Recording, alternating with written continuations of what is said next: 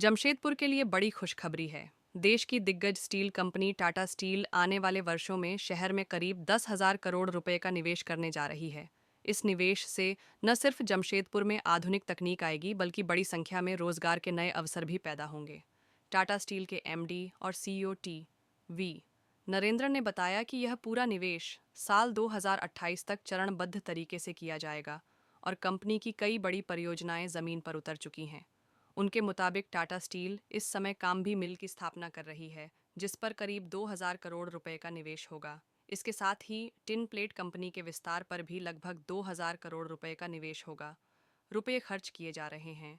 वहीं जमशेदपुर प्लांट में blast furnace के लिए इजी मेल्ट टेक्नोलॉजी लगाई जाएगी, जो जर्मनी की एसएमएस कंपनी के सहयोग से स्थापित होगी, और इस पर करीब 2 से 3 हज़ार करोड़ रुपए का निवेश होगा।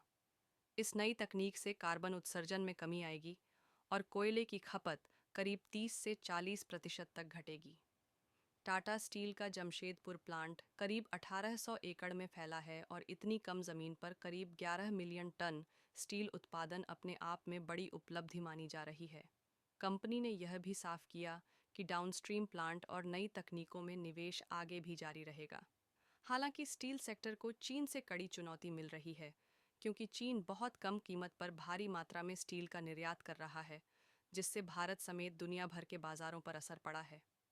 इसी कारण भारत का निर्यात प्रभावित हुआ है और घरेलू बाजार पर निर्भरता बढ़ी है। सरकार की ओर से स्टील इंडस्ट्री को समर्थन देने के लिए सेफगार्ड ड्यूटी और इंफ्रास्ट्रक्चर पर बड़े पैमाने पर निवेश जैसे कदम उठाए गए हैं।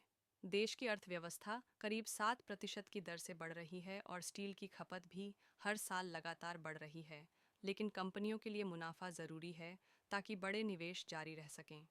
टाटा स्टील हर साल भारत में करीब 12,000 करोड़ रुपए का निवेश करती है और भारत ने 2070 तक नेट ज़ीरो का लक्ष्य तय किया है, जिस दिशा में टाटा स्टील भी तेज़ी से आगे बढ़ रही है। कुल मिलाकर यह निवेश जमशेदपुर के औद्योगिक विकास, नई तकनीक और रोजगार के लिहाज से एक बड़ी सौगात माना जा रहा है।